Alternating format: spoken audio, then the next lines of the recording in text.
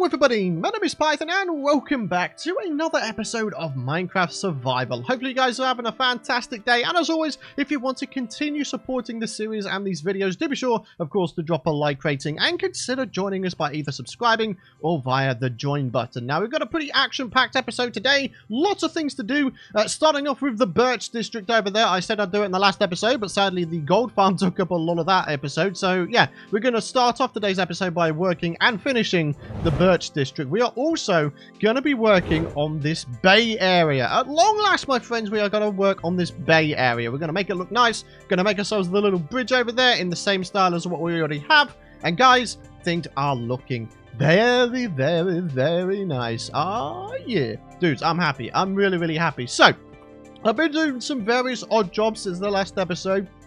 One of which was actually trading with all of these shepherd villages. And as you can see, they're all... Well, actually, no. There's one that isn't master level. Yeah, this one... I don't have either of those two colors of wool because I traded them all away with these other villagers. So yeah, 5 out of 6 of these guys are now master rank. So we can buy paintings, we can get banners and beds and all sorts. It's actually pretty awesome. In addition to that, of course, we've got a whole bunch of wool going on. We've got loads of things going on. But the big thing that I did since the last episode, which for time travel's weird sake isn't in this episode, one thing I did do is a massive AFK session in the Nether for our gold farm. That is right. I did an 11-hour AFK session, guys, and you're going to see the time-lapse for that particular thing in the next episode because, sadly, condensing down 11 hours of footage down to like a minute or so, it takes a lot of hours in Media Encoder in Adobe. Yeah, that. Anyways, behind the scenes stuff aside, what we need to do is A, go to sleep, and B, grab ourselves some resources so we can actually get on with finishing this district. Now, in terms of finishing this district, what we're going to wind up doing is we're going to wind up... Oh, geez, almost fell into that. We're going to wind up coming up to this bridge here. We actually have ourselves one more little build that we could do here, but then we got this little area here. We could probably put up a couple of trees there, and then, yeah, there's plenty of decoration-related stuffs to be done here, my friends. Obviously, we've got some beds to put in as well, and all in all, I think we're going to have ourselves a great time. So, let's grab ourselves a bunch of resources, and let's make a bit of a start, shall we? Alrighty, guys, so I've made some progress. We've replaced all of the sand with grass. I'm now in the process of adding in some various decorations, and because this is going to be called Stone Street, this is going to be where all the stonemasons hang out, I decided to use glazed terracotta as a little bit of an accent block. We're not going to be using much of it, but I feel like we can make a pretty decent start on making this thing look good, baby. We're going to make it look good. Oh, yeah. So we've got purple beds in each of these houses here. All we need to do is get all of the workstations, which, by the way, I have them here, and start placing them all over the place. So, yeah. So we've got 2 in here. I could probably get a 3rd in here quite easily, though. So we'll put one there. We'll have 1 station. Let's just do it here. Maybe 1 here, and then 1 here. Okay, so that's a 3-villager house. This one can actually also be a 3-villager house, so maybe we'll have one there, and then, okay, we'll have the 3rd one on here as well. Just put it there, why not? We'll figure it out a little bit later, huh? Okay, and then this one's pretty simple. That's just a single one. That is also just a single one. This one is a triple, though it does seem a bit small for a triple, so I might actually just make it a double. And then just sort of go at it that way. So, yeah, we'll have 2 rather like that. And then, of course, yeah, I think that's just about it. So, judging by the fact that we lost 10 stonecutters, we should be able to have 10 stonemasons here. That's a pretty good amount, if you ask me. So, yeah, awesome stuff, my friends. Awesome stuff. I kind of like this. I have an idea, though, and you guys are probably going to think that I'm an absolute mad lad, but I'm going to give it a go, okay? The idea is we put this magenta glazed terracotta down with a glowstone block on top of it with maybe some trapdoors surrounding it, make it look like a slightly more modern looking sort of lamp type thing. Like I say, I don't really know how it's going to go, but all we can do is, well, give it a go and see what happens, I guess. So, yeah, let's do it, my friends. Let's do it. We're going to give that a go. Well, guys, I'll tell you something. It certainly looks interesting. Not sure whether it's a good interesting or not, I'll be honest with you, but, yeah. Maybe we could just stink with the pink. I mean, to be honest, the pink actually looks kind of nice. So, yeah, we've got sort of pink and purple going on around here. So we're just sort of, I don't know, we're sort of color coordinating the various areas here. So, yeah, why not? I want to put like an example of what the villagers are selling in each of the districts. So this one here, obviously, glazed terracotta. I think that's a pretty good idea. Over there, we don't really have anything as such that does that. Maybe we could dot down a couple bookcases or something, make it look a little bit more knowledgeable. You know what I'm saying? But for now, this is looking kind of all right. Don't mind if I do. Right, now just to free up an inventory slot. There we go. Brilliant. Yeah, okay, I can work with it, I can work with it. So, we've got the jungle trapdoors, but actually, I think birch would work better, because it's a birch district at the end of the day. Python's being a massive doofus once again. So, yeah. Yeah, we're making progress, though, guys. We're making some decent progress. I mean, I'll give myself that much credit, at the very least. Oh, man. Alright, guys, let's continue on, huh? Alrighty, guys, so in terms of the surrounding decorations, we're pretty much going to do the exact same thing as these little leaf railing type things here. So we're just placing in the cobblestone real quick, and then we can get on with the actual wall decoration itself, which should be fairly simple since we've done it already before. So we're just going to bring ourselves around here a little bit. Should be nice and easy. Okay, and I'll tell you what. Why not? Let's just go ahead and connect it up to the edge of the bridge here. Boom, boom, boom, boom. Oh my gosh, this lag is so bad. Top tip. Don't play Minecraft and render a freaking time-lapse at the same time. I'm pretty sure my computer wants to have a heart attack right now. But you know what? Everything's fine. We're still just about able to play this.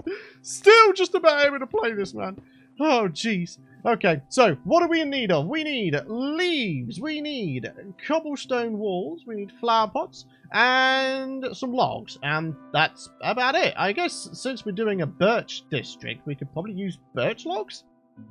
Yeah, that could work pretty well, right? I hope. Huh. Okay, well anyways. The only thing I've done since the last cut, aside from that, is on the interiors of the house. As you can see, we've got some carpets all over the place with flower pots. Yeah, it's looking pretty snug around here, my friends. It really, really is. So obviously, once we have ourselves, you know, some long grass going, I think this place will be done, which is kind of amazing. The other thing I did was name the street. This one is called Stone Street. So once we get ourselves a map, which I'd like to do by the end of today's episode, once we get a map, we can actually go ahead and get Lantern Lane on there and also Stone Street. So yeah, anyway, for now though, railings. And ladies and gentlemen, I'm happy to say that Stone Street is now ready to be populated. Well, I mean, quite aside from the fact that, you know, we don't have a way of keeping them in there, we should probably put down like a fence gate or some sort of entrance to the street. Do I want to make this house part of the street as well? I mean, I'm not entirely sure that I do, because this is like its own community, its own little cul-de-sac. So, yeah. Yeah, okay. I think we'll keep this as a cul-de-sac, and then this house over here, this will be part of just a different street, I guess. But yeah, we definitely need to think of some sort of idea in order to keep the villagers restricted inside of that particular cul-de-sac. So over here, of course, we do have ourselves a trapdoor, not a trapdoor, a fence gate, which keeps all of the librarians in. But we need something similar to keep all of the stonemasons in. And yeah, guys, some of you guys might have noticed already, there is magenta carpet on the floor. And that's because there's glowstone underneath it to light up any areas where there isn't that much light. So no zombies or anything can spawn around this place, which is obviously a good thing. I like it when those zombies can spawn. I even put a piece of carpet up there just to make sure that nobody can spawn on top of there. But all in all, ladies and gentlemen, we are done with this thing. So what that means is we can clear out our inventory and we can move on to the bay and the bridge. To be honest with you guys, I think what I'm going to do is actually start off with the bridge. And as I mentioned before, we are just going to make it in the exact same style as this one to keep the uniformity of this entire place going. So I don't think I'm going to need to do that on camera with you guys, so I'm going to go ahead and just get that done. But in terms of the bay, yeah, I'll go ahead and give that a bit of a go with you guys on camera. So without further ado, my friends, it is time to A, sleep and get rid of this rain, and B, make a bit of a start on the bridge, and C, get a start on the bay. Let's do it. Alrighty, guys, so the bridge is now up, and like I say, it's in the exact same style as the other bridge that exists over in that direction. But what we are going to do now, my friends, is we're going to do a little bit of terraforming. We're going to terraform this lake and make it look better. I am not a big fan of the shape, especially that little outy bit over there. I'm going to make it more into a bit of a circular, rounded shape. So as you come in, you've got yourself a nice little pool here. I'm not entirely sure if I'm going to put things like soul sand and whatnots in it, but I just want to make it look a little bit better than it does currently, and that means going ahead and replacing the bed of this lake entirely with dirt, and then surrounding the edges with cobblestone. Now, for those of you guys who have watched my Hermitcraft Season 6 series, this is going to be very, very similar to the Lake of Life build, except not quite. I mean, it's going to kind of look like it, but I'm not going to go ahead and put all the different bells and whistles on it. I'm just going to go ahead and terraform the lake, put some light on it, and then surround it with cobblestone and the little railing design that we've got going on over at the various streets we have. So, ladies and gents, I think what we're going to do now is we're actually going to hop into a time-lapse. I feel like it's been a while since we've done a building time-lapse, or actually maybe not, because we time-lapsed the building of the gold farm, didn't we? So, I don't know what I'm saying anymore. Anyways, guys, I think it's time to do less talking and more building. Let's get on with this time-lapse.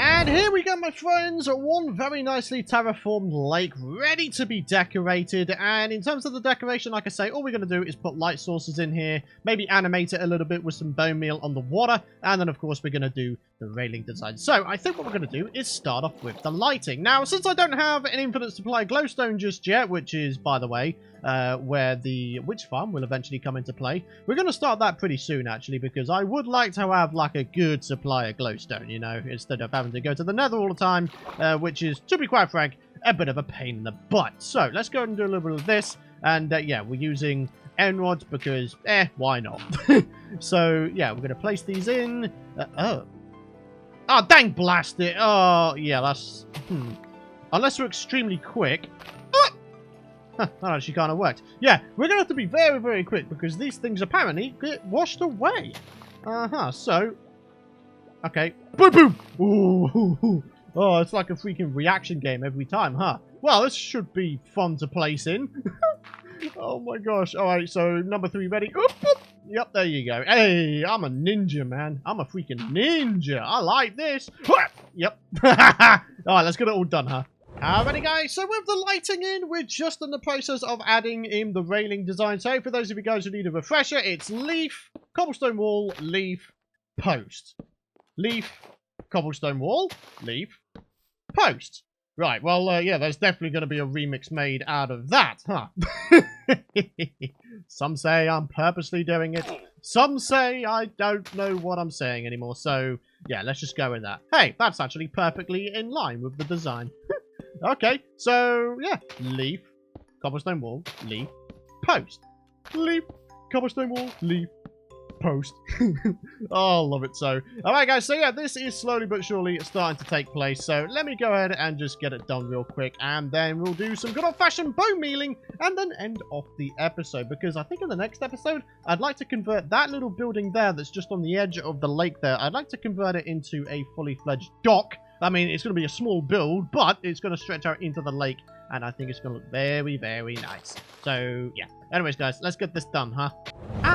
So I just came to the realization I probably should have used sea pickles in here. That may have made a bit more sense, but with that said, I don't think I actually have any sea pickles. So maybe that's something we do as a little bit of a, you know, later on kind of deal. We'll come back to this and put some sea pickles in. But for now, this does still have some lighting, which is good. So in this case, I think what we're going to do is just like randomly splodge this around. Maybe we can have some patches where there's like nothing, and then we can have some where there's like a large patch of green grass. Yeah, I like it. I like it. I like doing things randomly. It's one of my favorite things to do. I love the randomness of things. I don't know about you guys, but I just love it. I do. I love it. I sound like I'm addicted to randomizing things. Trust me, I'm not. Yeah, it's just I like making things look good, alright? Talking of which, I think we're just about done for now, my friends. I mean, we could go ahead and put like a custom tree or two in here. And to be honest, I'm actually kind of tempted to do that. But again, I think that's going to be a next episode kind of deal. Because for now, my friends, we made some very, very great big strides in today's episode. We got Birch Street. We got freaking Stone Street done over there. It's almost kind of Japanesey style with all of the pink and the bright colors going on here. I think with some tweaking, I could make this into like a fully fledged Japanese style street.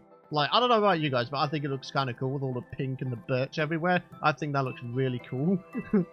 Oh dear. But anyways, guys, we set out to do some stuff today and we got it all done. So I don't know about you guys, but I'm pretty happy. We got everything done for once. Yay, we didn't have to skimp out on anything. So as always, we've got Spike joining us for the comment question of the video. Mia Katurgi? I apologize. I probably butchered your surname there, bud. The vid was nice and clean. I really appreciate all of the feedback you guys gave in the last episode, by the way. The first video ever to go up on 1440p, 60 frames per second. Hopefully it was all nice and smooth for you guys, because that is what it's going to be like going forward. If you guys have like 1440p monitors or 4K, then hopefully you should be able to experience these videos with a bit more crisp quality. Anyways, I think you should put one iron golem in the cul-de-sac. Yeah, we don't have to. We literally don't have to. In fact, to be honest with you guys, we need to get rid of them. There's rather a lot around here. They just keep naturally spawning in. And I've actually done a little bit of testing, guys. And what I came to realize is if I was to put a layer of string above all of the path blocks here and any other blocks that does not have long grass on it, we should be able to prevent the spawning of iron golems full stop. In fact, I did test it on a creative test one, so I'll tell you what, let's go ahead and have a look at that real quick. Gold farm test, this is where I tested out the gold farm stuffs before. But here we go, my friends, we've got the exact same iron farm design that we have on our world, but as you can see, what I've done is I've put like long grass up here, so this would ordinarily be the platform in which iron golems spawn on. But yeah, I'm just going through and trying to test what they cannot spawn on. So for example, if I was to get rid of all of this, if I was to get rid of it all, there you go, they're spawning in, right? So yeah. So I have actually tried the string already and they won't spawn on it, but for the sake of proving it to you guys, let's push these guys off and let's get some string placed down. Alrighty guys, so as I'm hoping you'll be able to see by the hitboxes, there is indeed a layer of string on there. And, well, as you can see, there are no iron golems spawning whatsoever, which is good because string, while it is very, very slightly visible, it's the least visible of all of the spawn-proofing things you can put down, right? So, yeah, this is what we're going to do with our cul-de-sacs. We're just going to put a layer of string so we can prevent iron golem spawning until they fix it, so there's a freaking, like, cap on the amount of iron golems that can spawn in the village. Because at the moment, it's a little bit too crazy. They need to put, like, a higher cap on the amount of golems that can spawn. However, they need to keep the mechanic whereby if they drop below a certain amount or above a certain amount of blocks, then they won't be classed as a village golem. They'll just be classed as a random golem, right? So, yeah. Anyways, for now, my friends, that is going to wrap it up for today's episode. So, I want to thank you guys for watching. If you guys have enjoyed today's episode, as always, a like rating goes a long, long way. It helps out myself, the video, and the channel very, very much. I very much appreciate it. Hit the subscribe button, and don't forget to ding that bell if you guys don't want to miss out on future content. But for now, my friends, I want to thank you for watching. Have a fantastic rest of your day, as always, and I'll see you guys in the next episode.